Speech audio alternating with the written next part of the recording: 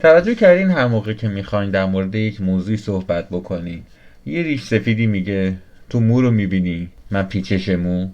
امروز میخوایم در مورد یک موضوعی با هم دیگه صحبت بکنیم که اگر یک حمله ای اتفاق میفته، یک کارشناس امنیتی میتونه به شما بگه که تو مو رو میبینی من پیچش مو.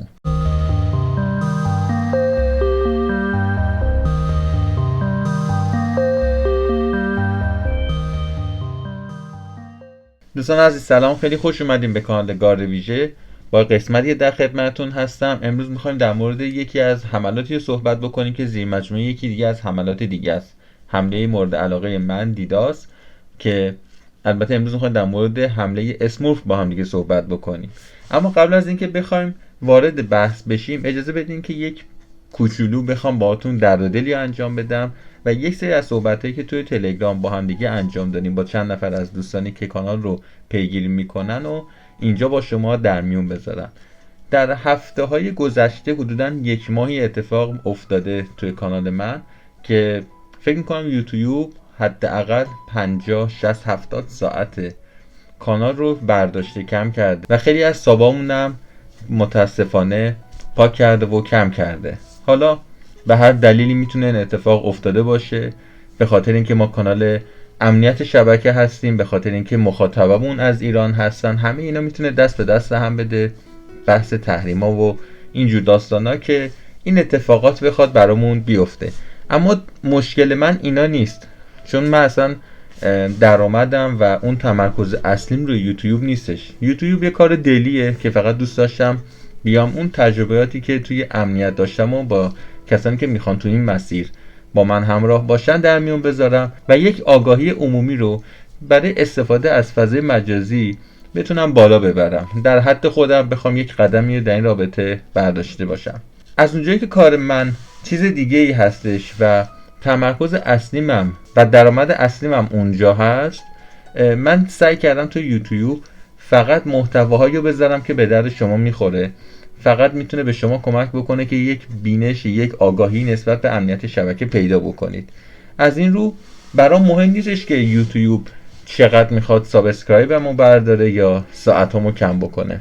فقط از شما انتظار دارم که اگر مثلا میبینید که کانال اون روندی که شما مد نظرتون نیست و جلو نمیبره، به خاطر اینه که نمیخوام کانال بسته بشه. یعنی من فقط دنبال این هستم که این کانال به هر طریقی که هست ادامه پیدا بکنه. همونطوری که میدونید اگر سرچ هم بکنید متوجه میشین که ما کانال های امنیتی به زبان فارسی خیلی کم داریم که فقط اختصاصی در مورد مسائل امنیت شبکه صحبت بکنن. داریم یه چند تا آموزشگاه داریم که خب قطعا مسائلی که توی کلاس های آموزشگاهی هستن و نمیان توی یوتیوب بیان بکنن و خورده شبکه هایی داریم که در مورد تیکه هایی از امنیت صحبت میکنن، نه به صورت مداوم، خیلی به صورت خلاصه. قطعا کسانی بودن قبل از من که این کار رو شروع کردن، ولی شاید به خاطر این بیمهریایی که از طرف یوتیوب باشون شده منصرف شدن دیگه، حال نکردن که تو این مسیر ادامه بدن و یه جوری میشه گفت کانالشون رو غیر فعال نگه داشتن و داریم میبینیم که خیلی از کانال‌ها هستن شاید 2-3 سال هست دیگه فعالیت هم نکردن. ولی ما این فعالیت رو ادامه میدیم، چون اصلا میگم کاری نداریم به درآمد یوتیوب، کاری نداریم به تبلیغات و ساعت‌ها و سابسکرایب‌ها. همین که چند نفری همیشه هستن برای من کامنت مهربونانه میذارن، مهربونانه که مدت عجیبه، لطفشون رو به من میرسونن و از اینکه میبینم که دارن با تمام این مشکلات اینترنت فیلتر شکن ما رو همراهی میکنن و برای من کامنت میذارن، برای من یک دنیا ارزش داره. ما این کار رو ادامه میدیم. فقط از من نخواین که بخوایم در مورد بعضی از حملات به صورت خیلی جزئی واردش بشیم، چون که نمیخوام دنبال یک سوژه باشه یوتیوب که بخواد خیلی سریع کانالمون رو بند بکنه و ببنده. به خاطر همین بذارید این سیر سینوسی ما جلو بره، بحث آموزشمون تا حدودی نرم جلو بره، بحث چیپس و پفکیمون هم داشته باشیم توی کانال که یوتیوب بفهمه که ما میخوایم فقط فعالیت بکنیم، آگاهی بدیم و اینکه کاری جز آموزش تو این کانال قرار نیست انجام بدیم. حالا تمام این حرفا رو باهاتون زدم که اینو بهتون بگم که ممنونم از اینکه کانال رو حمایت میکنید، ممنونم از اینکه دیدم که برای اینکه کانال دیده بشه کامنت انگلیسی میذارین. اگه دوست داشتین میتونین این کار رو باز هم ادامه بدین. چون که نمیدونم تا کی میخواد یوتیوب انقدر لطفشو به ما ثابت بکنه. ولی همیشه یادتون باشه که من اگر اینجا هستم دوست دارم که برای شما مطلبی رو درست بکنم که علاوه بر این که شما دارین وقتتون رو میذارید، هزینه میکنید، از اینترنت و فیلتر شکن و چیزهای دیگه دارید استفاده میکنید که منو ببینید، حتما یه چیزی هم دستگیرتون بشه، آموزش ببینید. برای من مهم نیستش که شما توی امنیت فعالیت میکنید یا نه. به عنوان یک شخص یا شهروند ساده توی جامعه باید سطح آگاهیتون نسبت به امنیت شبکه بالا بره. چرا؟ چون همه دارن از موبایل استفاده میکنن، همه دارن از فضای مجازی استفاده میکنن. یه جوری میشه گفت آمیخته شده توی زندگی و شرایط الان ما و در آینده بیشتر از اینم همونطور که صحبت کردیم با محمد رضا بیشتر از اینم درگیرش میشیم. پس از الان باید شروع کنیم که یاد بگیریم. خلاصه این بود در دلی که میخواستم باهاتون انجام بدم. بریم سراغ برنامه خودمون. میخوایم در مورد اسمورف با هم دیگه صحبت بکنیم، این که اصلا اسمورف چی هست و از کجا آمده و مابقی داستان ها. فقط اینا بهتون بگم که ما وقتی که در مورد این حمله داریم صحبت میکنیم پیشفرض اینو در نظر گرفتیم که شما یک سری از اطلاعات رو میدونید. مثلا میدونید که ICMP تو لایه سوم هست، کارش چی هست و مابقی چیزهایی که شاید در این ویدیو به جزئیاتش نپردازیم. فقط میخوایم در مورد اسمورف صحبت بکنیم. برای همین شاید اگه شما سوال بپرسین و نیاز داشته باشین در مورد جزئیات هم برنامه جداگونه درست بکنیم. ولی امروز اختصاصا میخوایم در مورد حمله اسمورف صحبت بکنیم با هم دیگه. حمله‌ای که یکی از این مجموعه‌های حملات دیداس هستش. دیداس هم همون انکار سرویسه. یعنی قراره چه اتفاقی بیفته؟ ما تو این حمله میخوایم یک شبکه‌ای رو از کار بندازیم. اما چه فرقی با دیداس میکنه؟ بریم که ببینیم.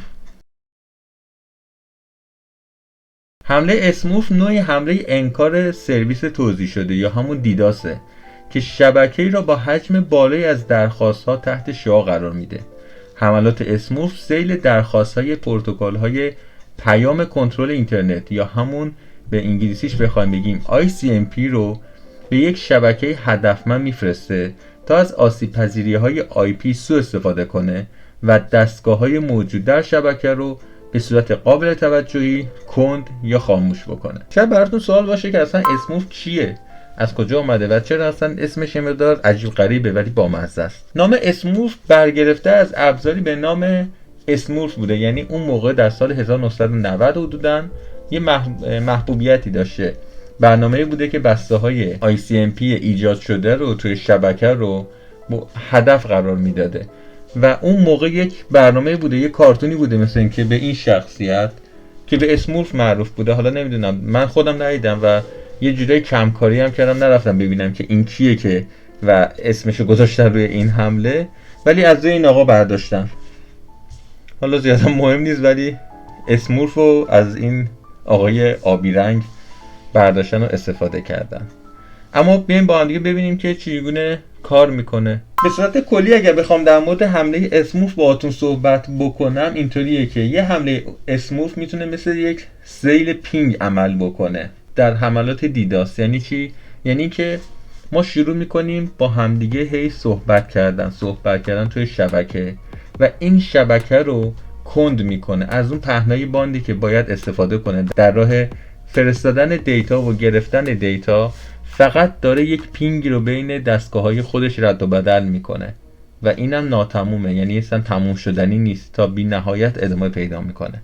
توی حملاتی که ما تو دیداس داشتیم معمولا از چند تا کامپیوتر استفاده میکردیم که به صورت باتنت زامبی روی یک کامپیوتر فشار بیارن، دیتا بفرستن که اون کامپیوتر یا اون سرور اصطلاحاً بخوابه، خاموش بشه.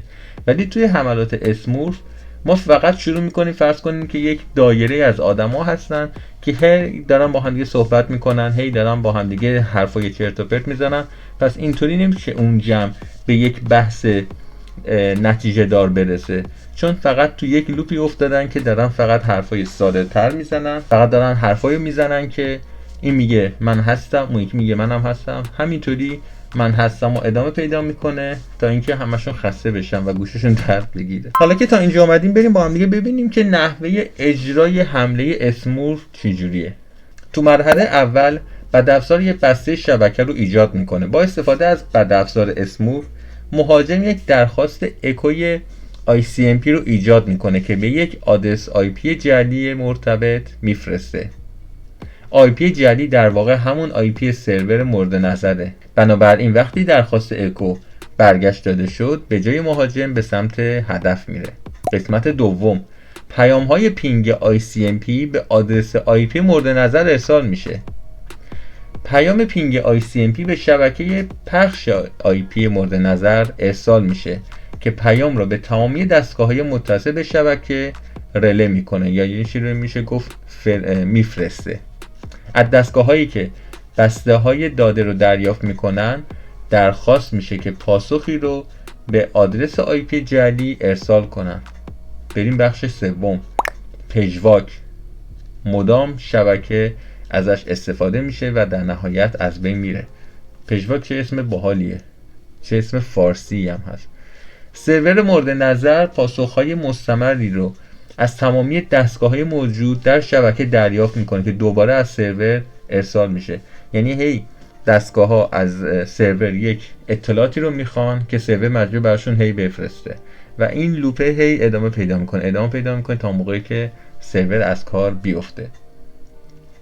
این نوع حملات یه جور میشه گفت حلقه‌های نامحدود، بهشون پژواک گفته میشه. یک شبکه رو تحت تاثیر قرار میدن و آن را به طور نامحدود خاموش میکنن. یعنی تا موقعی که شما تحت فشار و این حملات باشین، این دستگاه نمیتونه اصلا بالا بیاد، چون فقط داره میگه که من هستم، این آی پی این فلان، اطلاعات پایه رو داره میده. هیچ وقت مرحله بعدی نمیره جلو و برای همینه که فقط روی ICMP داره حرکت میکنه.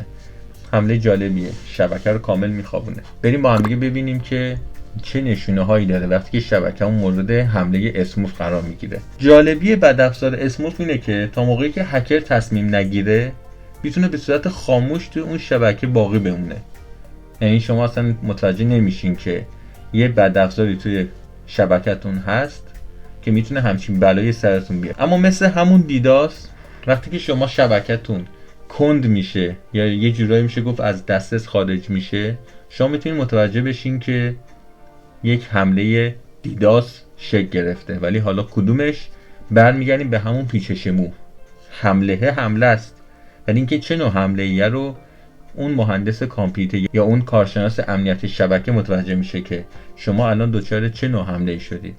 با یک وارشاک و تعداد اون پینگا و لاگایی که میندازه متوجه میشه که شما دچار چه نوع حمله ای شدین و خیلی راحت میتونه ازش جلوگیری کنه. چجوری؟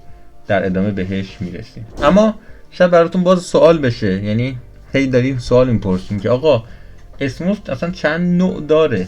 همین یه دونه است یا چند نوع دیگه هم داره؟ الان بهتون میگم.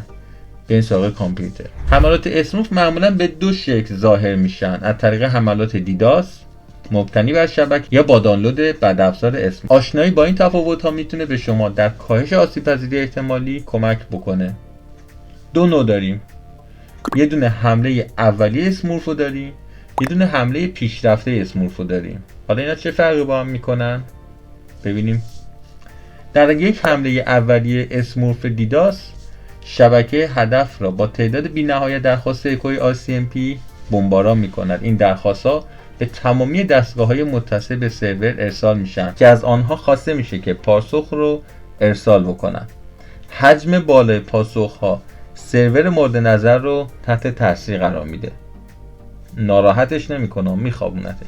حمله پیشرفته اسموف. یک حمله اسموفینگ پیشرفته به عنوان یک حمله اولیه شروع میشه. تفاوت اینه که با پیکربندی منابع، یک حمله پیشرفته میتونه به قربانیان شخص ثالث پاسخ بده.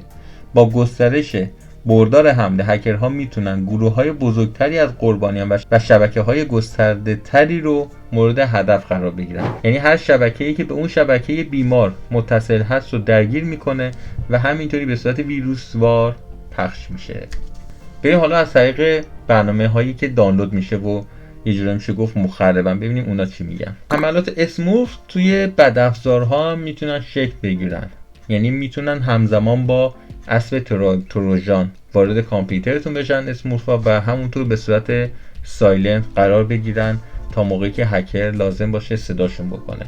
اسمورفا رو میتونیم روی روت کیت ها هم نگاه کنیم و پیداشون بکنیم. یعنی همین این امر باعث میشه که هکرها از در پشتی بخوان استفاده بکنن تا اینکه دسترسی داشته باشن به اون روت کیت ها و شبکه هاتون.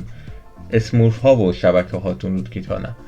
از روت کیت ها برای بکدور استفاده میکنن و همین باعث میشه که همیشه مثل یک بمب ساعتی یا مین یا مثل نارنجک در دست هکر باشه اون اپلیکیشن و بدافزار که هر موقع خواست دکمه شروع بزنه و سر زمانی که مد نظرشه توی سناریو شبکه شما رو بخوابونه. حالا همه اینا رو صحبت کردیم، حتما پیش خودتون میگین که خب تا الان فهمیدیم که حمله اسمورف چیه، چجوری جلوشو بگیریم. برای جلوگیری از هک شدن روتر و دوری از حملات اسمورف میتونید این دوتا کار رو انجام بدید. غیر فعال کردن بخش IP. این ویژگی بسته های داده رو به همه دستگاه موجود در شبکه خاص ارسال میکنه و این دقیقا همون چیزی است که حملات اسمورف برای افزایش سطح حملات خود به اون تکیه میکنن.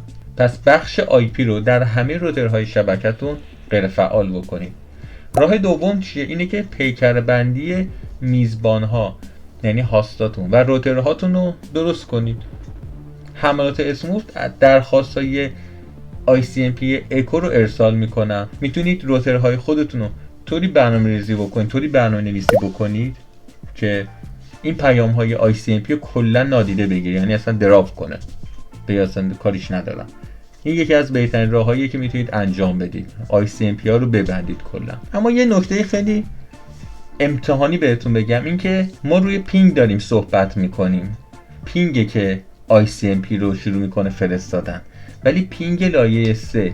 الان پیش خودتون میگین که خب توی پروتکل ها توی لایه دوم من مکادس رو داشتم، پروتکل پینگ رو داشتم، چرا ICMP که لایه 3 چرا از اون داره استفاده میکنه؟ پس این پینگ چیه اون پینگ چیه؟ ببینید بذار یه توضیح خیلی کوچیک و جالب و خلاصه وار بهتون بگم. این که پینگ توی لایه 2 و 3 همزمان داره فعالیت میکنه، یعنی همزمان هم ICMP رو برای اون توی لایه 3 میفرسته، هم که بخواد توی لایه 2 از شبکه‌های اترنت استفاده بکنه که مثلا با مک دارم با هم دیگه صحبت میکنم، از همون اپلیکیشن پینگ استفاده میکنه. خب پس ما الان میفهمیم که توی لایه 3 ICMP رو ما به وسیله پینگ داریم ازش استفاده میکنیم، یعنی پینگی که داره ICMP رو جنریت میکنه و میفرسته این ور اون ور، جنریت که نمیکنه، میفرسته برای تمامی تجهیزات شبکه.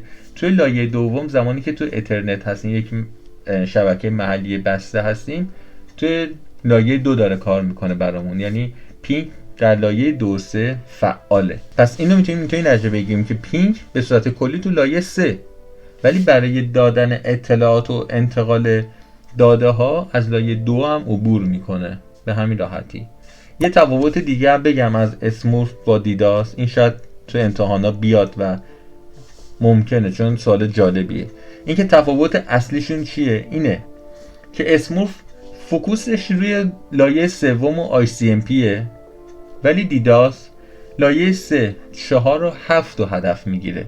یعنی توی این سه تا لایه دیداس کاملا فعاله و دستش بازتره و اون صحبتی هم که اولش گفتم، اون زامبیوار و باتنت تور میاد سراغ قربانیمون، این میره سراغ یه شبکه و همینطوری شروع میکنن دیتاها رو برای همدیگه فرستادن و لوپ ایجاد کردن. اگرم بخوام از پیچیدگی حملات بگم، دیداس خیلی پیچیده تره، یعنی اینکه بخوای به تک تک دستگاه دسترسی داشته باشی و زامبیشون بکنی که بخواد به قربانی حمله بکنن خیلی پیچیده است. توی اسمورف ما فقط میایم شبکه‌های پیدا میکنیم که پیکر بندیشون مشکل داره که ما بتونیم از ICMP سوء استفاده بکنیم که اون اتفاق بخواد رخ بده. میزان ترافیک و استفادهشون هم آخرین نکته‌ای که توی این بخش میخوام بهتون بگم، این که توی دیداس میتونیم صدها هزار تا پکت رو بفرستیم برای قربانی، ولی مثلا توی اسمورف بستگی داره که توی اون شبکه‌مون چند تا کامپیوتر باشه. هرچی تعداد بیشتر باشه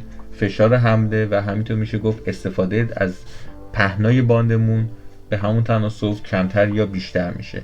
پس در نتیجه توی اسمورف خیلی مهمه که تو شبکه چند تا کامپیوتر باشه و چند تا یوزر، ولی توی دیداس مهم نیستش.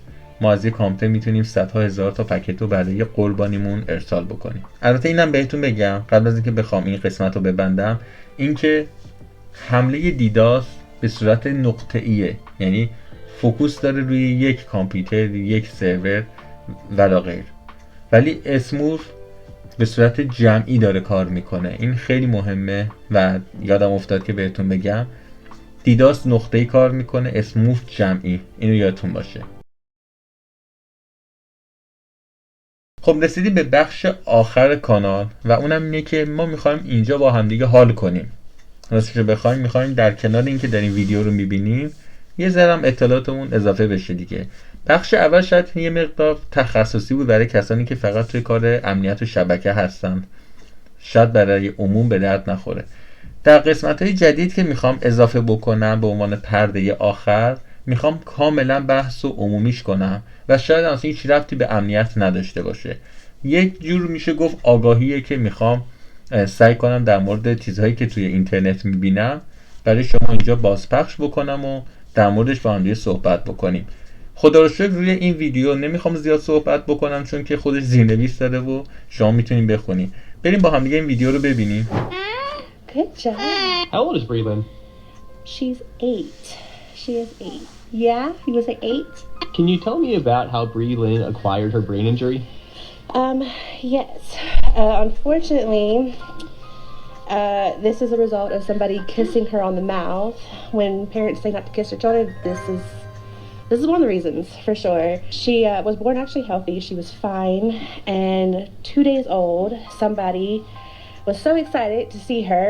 They kissed her on the mouth. And 2 weeks later, we started having seizures and all kinds of, we learned that there was a lot of brain damage done due to the seizures and the HSV encephalitis.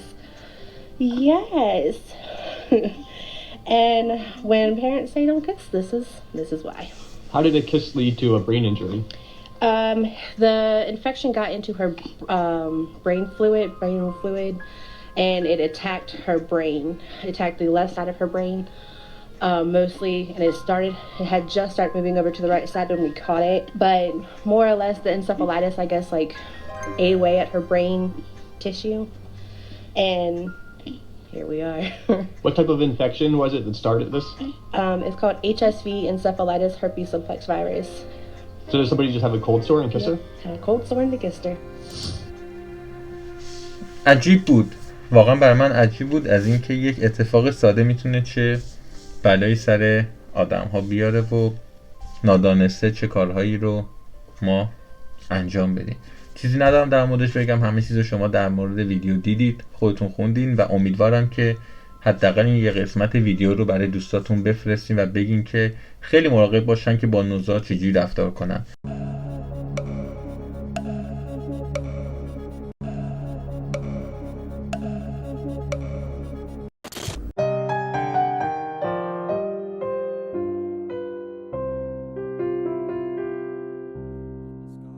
مثل همیشه ممنونم از اینکه تا اینجا برنامه با من همراه بودین. امیدوارم که محتوای کلی این ویدیو براتون مفید بوده باشه. اگر اینطور هست لایک و کامنت یادتون نره. مراقب خودتون باشین. برنامه بعدی که شاید پنجشنبه باشه میبینمتون. قربان شما، خداحافظ. یه چیزی هم بهتون بگم، خوب باشین و به همدیگه خوبی کنین. خدا.